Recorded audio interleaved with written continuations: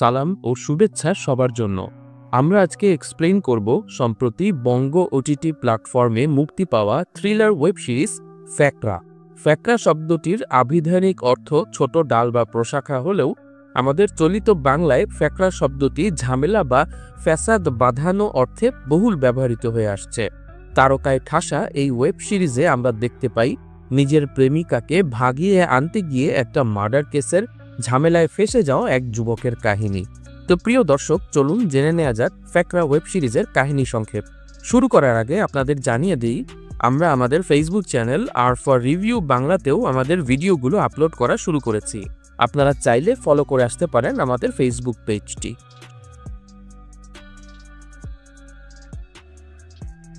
শুরুতেই আমরা গোলাপী নামের একটি মেয়েকে তার বাবার সামনে দিয়েই কয়েকজন লোকের উপস্থিতিতে তুলে নিয়ে যেতে দেখি।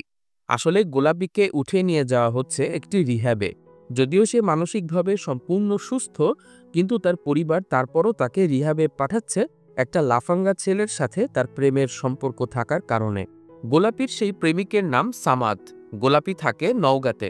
এই সামাদ কাজ করে ঢাকায় একটা মাছের আড়তে। স্বভাবতই গোলাপীর বাবা এই মাছের দোকানের সামান্য কর্মচারীর সাথে গোলাপীর বিয়ে মেনে নেবেন না। গোলাপীকে রিহ্যাবে নিয়ে যাওয়ার পর থেকে সামাদের মন মেজাজ একদম বিক্ষিপ্ত হয়ে গেছে। সে বুঝে উঠতে পারছে না কিভাবে গোলাপীকে খুঁজে বের করবে। এর মধ্যে সামাদের দোকানের মালিক তাকে 50,000 টাকা দেয় ব্যাংকে জমা দেওয়ার জন্য। তবে কি মনে করে সামাদ সেই টাকা ব্যাংকে জমা না দিয়ে বেরিয়ে পড়ে। সন্ধ্যা নাগাদ সে পৌঁছে যায় একটা রেস্টুরেন্টে। সেখানে তার সঙ্গে দেখা করে এক দারোয়ান। এই দারোয়ান হলো গোলাপীর বাবার বোনের বাড়ির দারোয়ান। তার সঙ্গে অনেকদিন আগে থেকেই সেটিং দিয়ে রেখেছিল সামাদ। সেই দারোয়ানকে 25,000 টাকা দিলে সে সামাদকে গোলাপীকে কোন হাসপাতালে ভর্তি করে রাখা হয়েছে সেটি জানিয়ে দেয়। সামাদ জানতে পারে গোলাপীকে নওগাঁয় একটা রিহ্যাব সেন্টারে ভর্তি করে রাখা হয়েছে। সামাদ এরপর চলে যায় তার বন্ধু জীবনের কাছে। জীবন একটা অস্ত্র দোকানের সেলস ম্যানেজার। তবে অস্ত্র বিক্রি করার পর ক্রেতার কাছ থেকে সে বকশিশ হিসাবে বুলেট নেয়, কারণ তার ধারণা পৃথিবীতে একটা বুলেট কমে যাওয়া মানে একজন মানুষের জীবন বেঁচে যাওয়া। জীবন সামাদের খুবই ঘনিষ্ঠ বন্ধু। সামাদ আর গোলাপীর সম্পর্কের ব্যাপারে সে সবই জানত। সামাদের ডাকে সাড়া দিয়ে তাই জীবন গোলাপীকে খুঁজে বের করার প্ল্যান করে। তবে দারোয়ানকে দেওয়ার পর সামাদের কাছে আছে আর মাত্র 25,000 টাকা। এই টাকা দিয়ে ঢাকা থেকে নওগাঁ গিয়ে কয়েকদিন থেকে গোলাপীকে খুঁজে বের করা কঠিন হয়ে যাবে। তার উপর এই টাকাটা যেহেতু সামাদ তার মালিকের থেকে চুরি করে এনেছে, কাজেই তার পক্ষে আর সেই চাকরিতে ফিরে যাওয়া সম্ভব হবে না। কাজেই তাদের একটা ভালো অ্যামাউন্টে টাকা লাগবে। এই টাকা জোগাড় করার জন্য জীবন তার মালিকের দোকান থেকে একটা পিস্তল চুরি করে নেয়। এরপর তারা দুজন মিলে যায় টাকা জোগাড়ের উদ্দেশ্যে। এই পর্যায়ে আমরা পরিচিত হব আশফাক সাহেবের সাথে। প্রফেশনাল দিক থেকে তিনি বেশ সফল, কিন্তু পারিবারিক দিক থেকে তার বেশ কিছুটা কমতি রয়েছে। তার স্ত্রী অ্যানি একজন খ্রিস্টান ধর্ম অবলম্বী। 6 বছর আগে প্রেম করে নিজের পরিবার ছেড়ে আশফাক সাহেবকে বিয়ে করেছিল সে, কিন্তু বর্তমানে তাদের সম্পর্ক ভাঙনের পথে। ডিভোর্সের জন্য তারা ম্যারেজ কাউন্সিলরের কাছে ধর্ণা দিয়েছে। প্রতি সপ্তাহে একবার করে দেখা করতে হয় তাদের। 3 মাস পরেই ডিভোর্স হয়ে যাওয়ার কথা। স্ত্রীর সাথে সম্পর্ক খারাপ হয়ে যাওয়ায় আশফাকের জীবনের সেই শূন্য স্থানে চলে আসে মাইশা নামের এক নারী। আশফাকের সাথে মাইশার বিজনেস রিলেশন ছিল। ধীরে ধীরে সেটা রূপ নেয় ভালো লাগায়। তবে মাইশার দিক থেকে আগ্রহটা বেশি ছিল। মাইশা যেন অপেক্ষা করছিল আশফাকের ডিভোর্স প্রক্রিয়া শেষ হবার জন্য। তবে আশফাক কিন্তু নিয়ম করে ম্যারেজ কাউন্সিলরের কথা অনুযায়ী প্রতি সপ্তাহে একবার তার স্ত্রী অ্যানিকে নিয়ে বের হতো। এমনকি মাইশা আশফাককে ঠেকানোর জন্য নাইট স্টে করার অফার দিলেও আশফাককে আটকাতে পারত না। এখান থেকে আমরা বুঝতে পারি আশফাক মাইশার সাথে ঘুরলেও তার মনে এখনও তার স্ত্রী অ্যানির প্রতি ভালোবাসার কিছুটা হলেও রেশ রয়ে গেছে। তাদের ডিভোর্স হওয়ার একটা বড় কারণ ছিল অ্যানির ওভারথিংকিং, ওসিডি বা সূচিবায়ুতা, আর অল্পতেই প্যানিকড হয়ে যাওয়া। আজকে আশফাকের সঙ্গে দেখা হওয়া উপলক্ষে খুব সুন্দর করে সাজে অ্যানি, কিন্তু কপালের টিপটা মাঝখানে আছে কিনা সেটা নিয়ে ভাবতে গিয়ে প্যানিক করে বসে। যাই হোক, আশফাক অ্যানিকে নিয়ে লং ড্রাইভে বের হয়। গাড়িতে বসে অ্যানি আশফাককে গান গেয়ে শোনাতে থাকে। তারা ফিরে যায় তাদের আগের ভালোবাসার দিনগুলোতে। ৩০০ ফিটের রাস্তায় গাড়ি থামিয়ে অ্যানিকে নিয়ে হাঁটতে থাকে আশফাক। এর মধ্যে আমরা দেখতে পাই সামাদের প্রেমিকা গোলাপীকে। সে যাতে সামাদের সাথে যোগাযোগ করতে না পারে তাই তাকে আটকে রাখা হয়েছে পাবনার একটি রিহ্যাব সেন্টারে। কিন্তু সেখানে আটকে থাকার কষ্টে গোলাপী আত্মহত্যার চেষ্টা করে বসে। দ্রুত তাকে ট্রিটমেন্ট দেয়া হলে সে যাত্রায় গোলাপী বেঁচে যায়। গোলাপীর বাবা তার মেয়ের সাথে দেখা করতে আসে। সে গোলাপীর বিয়ে ঠিক করেছে সৌদি প্রবাসী এক খেজুর ব্যবসায়ী তুষারের সাথে। কিন্তু গোলাপী ভালোবেসে বসে আছে এক সামান্য মাছ বিক্রেতা সামাদকে। এসব নিয়েই তাদের মধ্যে মনোমালিন্য চলতে থাকে। এদিকে সামাদ আর জীবন হাজির হয় একটা গ্যারেজে। সেখানে হোসেন নামের এক লেগুনা ড্রাইভারের সাথে জীবনের পরিচয় ছিল। এই হোসেনের জীবনের কাহিনী অনেকটা করুণ। পিতৃপরিচয়হীনভাবে বেড়ে ওঠায় এই সমাজ তাকে অনেক বঞ্চনা দিয়েছে।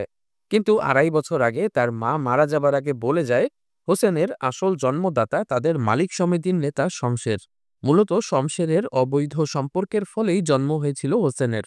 কিন্তু হোসেন তার মায়ের মৃত্যুর পর পিতৃপরিচয়ের দাবি নিয়ে গেলে শমশের সবকিছু অস্বীকার করে এবং সবাইকে দিয়ে হোসেনকে মারধর করিয়ে বের করে দেয়।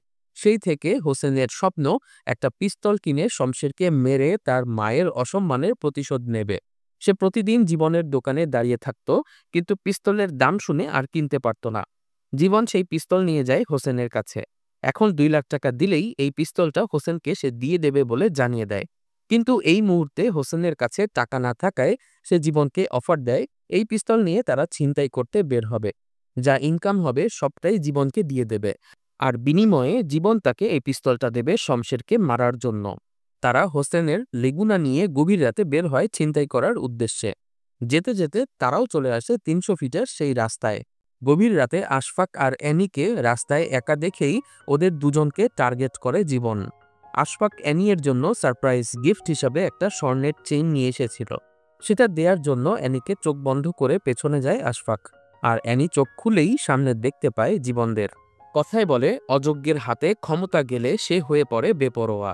ঠিক সেরকমভাবেই হোসেন পিস্তল পাবার পর থেকেই সেই পিস্তলটা নিয়ে ব্যাপক পাওয়ার দেখাতে থাকে। জীবন কোনো রকমে তাকে ঠেকিয়ে আশফাকের কাছ থেকে মানিব্যাগ মোবাইল নেয়।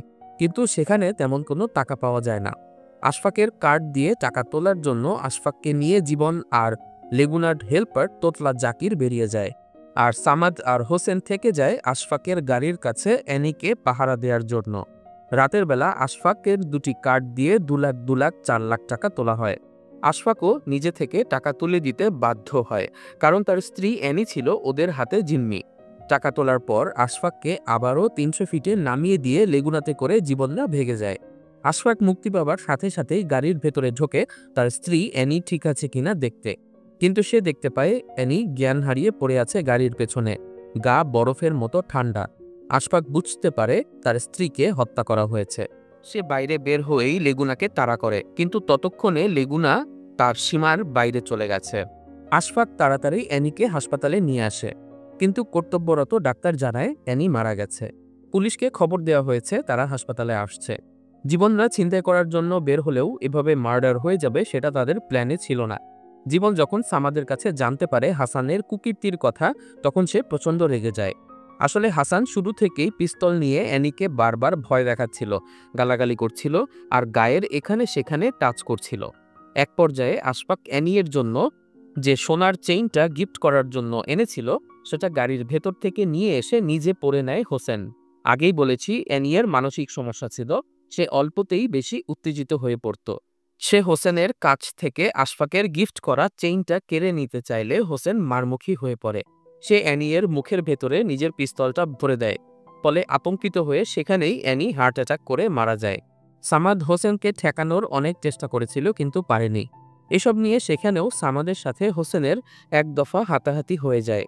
জীবন বুঝতে পারে এমনিতেই ওরা দুজন বেরিয়েছে নিজেদের দোকানের জিনিস চুরি করে, তার উপর হোসেন করে ফেলেছে মার্ডার। এই মুহূর্তে আর ব্যাক অফ করা যাবে না। আপাতত নিজেদের মিশন শেষ করতে আর কয়েকদিন গা ঢাকা দিয়ে থাকার জন্য তারা ৪ জন মিলেই নওগাঁ যাওয়ার সিদ্ধান্ত নেয়। হাসানকে জীবন কিছু টাকা দিলে সে একটা মাইক্রো ভাড়া নিয়ে আসে। সবাই সেখানে নিজেদের মোবাইল ফেলে রওনা করে নওগাঁর উদ্দেশ্যে। তবে সেখানে হোসেনের পকেট থেকে অ্যানিয়ের মোবাইল বের হতে দেখে ভীষণ রেগে যায় জীবন। কথা ছিল ওদের মোবাইল রাস্তায় ফেলে দেয়া হবে। এর মধ্যে রাতের বেলাতেই পুলিশ অফিসার এসআই সালাম হাসপাতাল থেকে অ্যানিয়ের লাশ নিয়ে যায় ময়না তদন্ত করার জন্য। পরদিন সকালে সামাদ এবং জীবন দুজনেরই দোকানের মালিকেরা চুরির জন্য মামলা করতে আসে। দুজনেই ছিল বন্ধু, আবার সামাদের সুপারিশে জীবনকে চাকরিতে নিয়োগ দিয়েছিল অস্ত্রের দোকানের মালিক। তাদের ধারণা দুজনই একসাথে টাকা এবং পিস্তল চুরি করে পালিয়েছে। এদিকে অ্যানিয়ের মৃত্যুর খবর শুনে সকালে থানায় চলে আসে অ্যানিয়ের বড় ভাই লেলিন। তবে লেলিন পুলিশকে জানায় তার ধারণা তার বোনের হত্যার সাথে আশফাকের সম্পর্ক থাকতে পারে। যেহেতু তাদের ডিভোর্সের কথা চলছিল, তাই এমনও হতে পারে যে পথের কাঁটা দূর করার জন্য আশফাক নিজেই গুন্ডা ভাড়া করে এই ঘটনা ঘটিয়েছে। কথা জানার পর পুলিশ আলাদাভাবে আশফাককে ইনভেস্টিগেট করার জন্য ডাকে। ওসি ফারুক আশফাককে বিভিন্নভাবে জিজ্ঞাসাবাদ করে চাপে ফেলে দেয়। আশফাকের মোবাইল নম্বর থেকে কয়েক মাস যাবৎ মাইশার সাথে কথা বলার রেকর্ডও তারা পায়। আশফাক তখন ঝামেলা থেকে বাঁচতে কল করে তার লয়ার আরিফ সাহেবকে। আরিফ সাহেব এসেই ওসি সাহেবের সাথে নেগোসিয়েশন করে ফেলে। এতক্ষণ পুলিশ আশফাককে সন্দেহের তালিকায় রেখে চার্জশিট প্রস্তুত করার প্রস্তুতি নিলেও এরপর ওসি ফারুকের নির্দেশে আশফাককে বাদ দিয়ে শুধুমাত্র 4 জন সন্ত্রাসীকে আসামি করে মামলা করা হয়। থানা থেকে মাইশা আশফাককে বাসায় ড্রপ করে। মাইশা অনেক কাউন্সেল করার চেষ্টা করলেও আশফাক যেন ট্রমা থেকে বের হতে পারছিল না।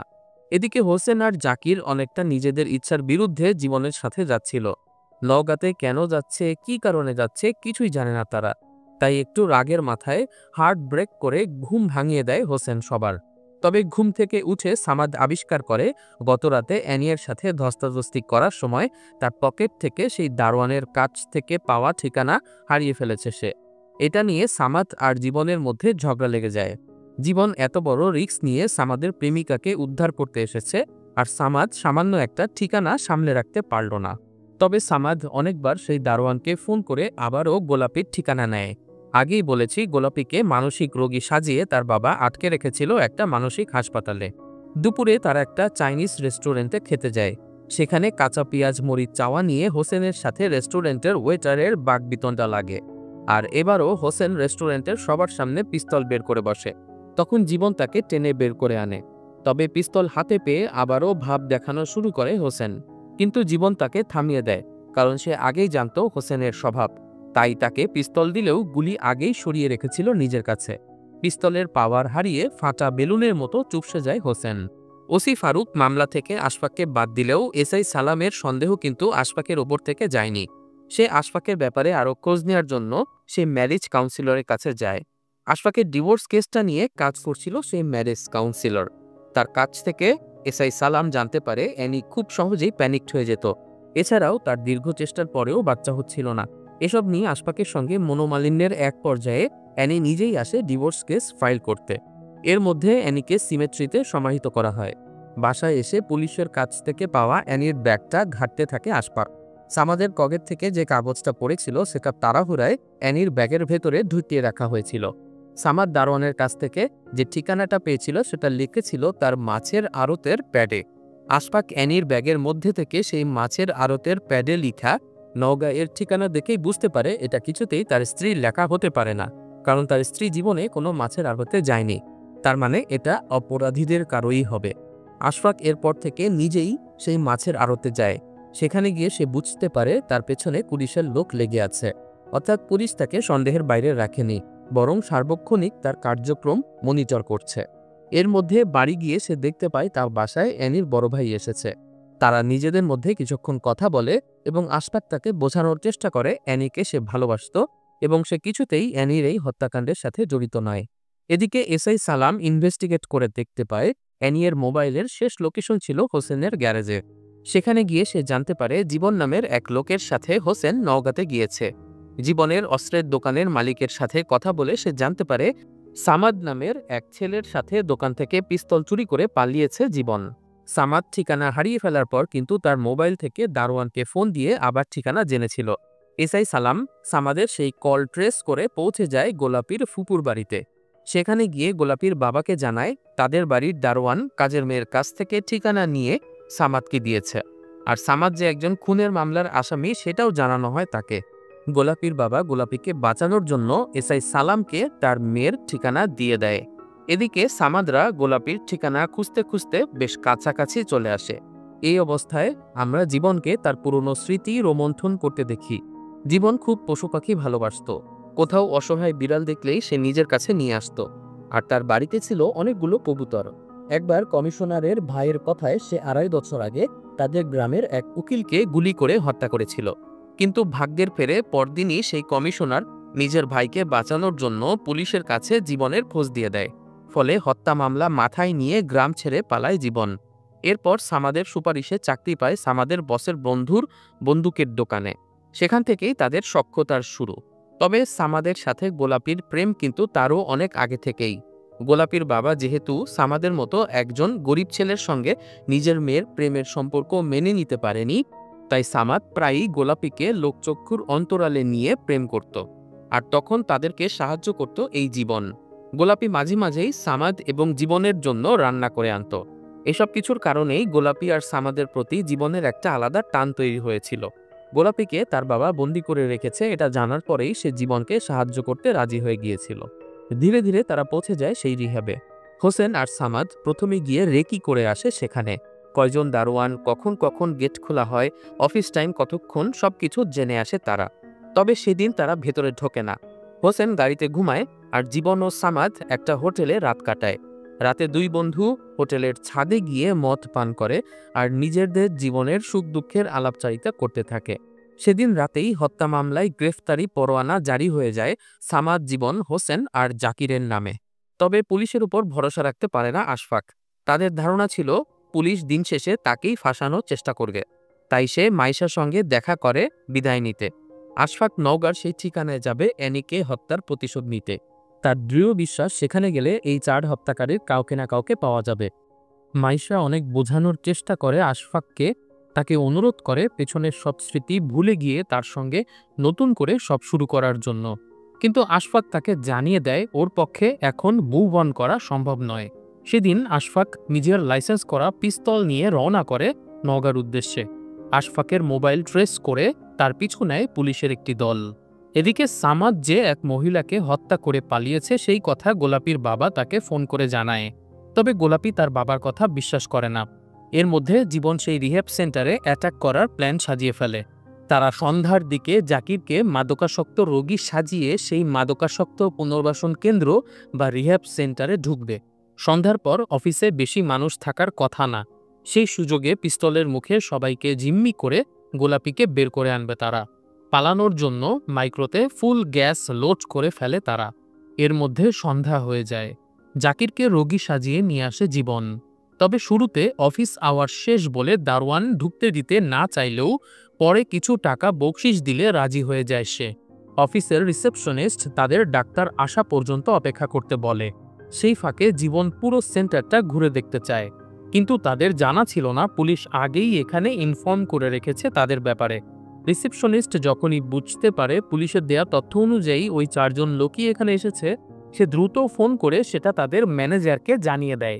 তবে জীবন তাকে ফোন করতে দেখে ফেলে। পিস্তলের মুখে সে তার কাছ থেকে জেনে নেয় গোলাপির রুম নাম্বার কত। ফলে খুব সহজেই জীবন গোলাপিকে রুম থেকে বের করে আনে। গোলাপি সামাদকে দেখে আনন্দে উদ্বেলিত হয়ে পড়ে। এর মধ্যে সবাইকে গান পয়েন্টে রেখে গোলাপিকে নিয়ে বের হয়ে যায় জীবনরা। বাইরেই হোসেন মাইক্রো নিয়ে অপেক্ষা করছিল। দারোয়ানকে ঘায়েল করে জীবন যখনই বেরিয়ে পড়বে তখনই সেখানে চলে আসে আশফাকের গাড়ি। আশফাকের গাড়ি দেখে বিপদ আঁচ করতে পেরে মাইক্রো নিয়ে পিছিয়ে যায় হোসেন। আশফাক গাড়ি থেকে নেমেই জীবনদেরকে দেখে গুলি চালানো শুরু করে। জীবনও পাল্টা জবাব দিতে থাকে। এতক্ষণ গোলাপি ভাবছিল সামাদ এখানে এসেছে শুধুমাত্র তাকে নিয়ে যেতে। কিন্তু এখন এই গোলাগুলি দেখে আর ওদের কথাবার্তা শুনে গোলাপি বুঝতে পারে ওর বাবাই ঠিক কথা বলেছিল। সামাদ ঢাকায় কাউকে হত্যা করে পালিয়ে বেড়াচ্ছে। তখন সে সামাদের সাথে যাবে না বলে চলে যেতে থাকে। সামাদ তাকে বোঝানোর জন্য আড়াল থেকে বের হয়ে আসে। কিন্তু তখনই আশফাক ফাঁকায় পেয়ে সামাদকে গুলি করে বসে। সামাদকে গুলি খেয়ে পড়ে যেতে দেখে আতঙ্কে গোলাপিও জ্ঞান হারিয়ে ফেলে। এর মধ্যে আরও আক্রমণাত্মক হয়ে যায় জীবন। এতক্ষণ এলোপাথারি গুলি চালাতে চালাতে আশফাকের পিস্তলের গুলিও শেষ হয়ে যায়। জীবন চাইলেই আশফাককে হত্যা করতে পারত, কিন্তু সে শুধুমাত্র আশফাকের মাথায় পিস্তলের বাট দিয়ে আঘাত করে অজ্ঞান করে ছেড়ে দেয়, কারণ সে আশফাককে আর একটা সুযোগ দিতে চায়। আশফাকের স্ত্রীর মৃত্যুর জন্য তারা দায়ী হলেও সেটা ছিল একটা অ্যাক্সিডেন্ট। এর জন্য আশফাকের প্রতিশোধ নিতে আসাটাও স্বাভাবিক। তাই আপাতত তাকে না মেরে সামাদকে নিয়ে পালিয়ে যায় জীবন। যাবার আগে আশফাকের পিস্তলটাও সাথে করে নিয়ে যায় সে। সব ঘটনা শেষ হবার পর পুলিশ সেখানে উপস্থিত হলো। আশফাকের মোবাইল ট্রেস করেই তারা সেখানে আসে। তবে তারা তেমন কিছুই করতে পারে না গোলাপি আর আশফাককে হাসপাতালে নেওয়া ছাড়া। 2 দিন পর হাসান ইতিমধ্যে পিস্তল আর গুলি নিয়ে চলে এসেছে ঢাকায়। প্রথম সুযোগেই সে তার চরিত্রহীন পিতাকে গুলি করে হত্যা করে নিজের আজন্ম লালিত প্রতিশোধ নেয়ার স্বপ্ন পূরণ করে। আহত সামাদকে এক দুর্গম অঞ্চলে নিয়ে আসে জীবন। আপাতত জীবনের চেষ্টায় এ যাত্রায় বেঁচে যায় সামাদ। তবে জীবন জানে খুব বড় ঝামেলায় ফেসে গেছে তারা। চাকরি নেই, সেখান থেকেও খেয়ে গেছে চুরির মামলা। হোসেনের গোয়ার্তুমির কারণে মাথার উপর ফেসে বসেছে খুনের মামলা। তার উপর গোলাপিকেও সামাদ নিজের সাথে আনতে পারল না। লাভের লাভ শূন্য, উল্টো নিজেরা পড়ে গেছে বিশাল এক ফ্যাকরা বা ফ্যাসাদের মধ্যে। আর অন্যদিকে আশফাক প্রস্তুতি নিচ্ছে আবারও ওদের ধরার জন্য। তার জন্য আসল খেলা এখনো বাকি। এখানেই শেষ হয় ফ্যাকরা ওয়েব সিরিজের প্রথম সিজন। সিরিজটির পুরোটা সময়ই অনেক এনগেজিং ছিল। শেষ এপিসোডে এসে অনেক কিছু ক্লিয়ার করা হয়েছে, কিন্তু এখানে সবচেয়ে গ্রে ক্যারেক্টার ছিল আশফাকের চরিত্রটা। পুরোটা সময় তাকে দেখা গেছে শফিক নামের কাউকে ইনস্ট্রাকশন দিতে, তবে সেই ব্যাপারটা কখনো খোলাসা করে দেখানো হয়নি। আসলে কি আশফাক নির্দোষ, নাকি এখানে তার অন্য কোনো বড় প্ল্যান আছে, সেটা জানতে আমাদের অপেক্ষা করতে হবে দ্বিতীয় সিজন আসা পর্যন্ত। সেই সাথে সামাদ, জীবন আর হোসেনের ভাগ্যে কি লেখা আছে, আর গোলাপি কেনই বা ওদের কাছে এত মূল্যবান, সেটারও জট খোলা প্রয়োজন। তবে সত্যি বলতে এই সিরিজটা দেখে বেশ ভালোই লেগেছে। অনেকদিন পর একটা বাংলা সিরিজ দেখলাম যেটার কাহিনীর জট সহজে খোলে না। আপনারা সিরিজটির আসল মজা নিতে চাইলে এখনই দেখে নিন বঙ্গ ওটিটি প্ল্যাটফর্ম থেকে এই ওয়েব সিরিজটি। আমাদের আজকের এক্সপ্লেনেশন ভিডিও এখানে শেষ করছি। ভিডিওটি ভালো লাগলে লাইক করুন, কমেন্ট করে উৎসাহিত করুন, এবং এরকম আরও ভিডিও দেখতে চাইলে আমাদের চ্যানেলটি সাবস্ক্রাইব করে দিন। যারা আমাদের ফেসবুক পেজ ফলো করতে চান তারা কমেন্ট বক্স থেকে লিঙ্কে গিয়ে ফেসবুক পেজ ফলো করে আসতে পারেন। সবাই অনেক ভালো থাকবেন, সুস্থ থাকবেন এই কামনায় আজকের মতো এখানেই শেষ করছি। বিদায়।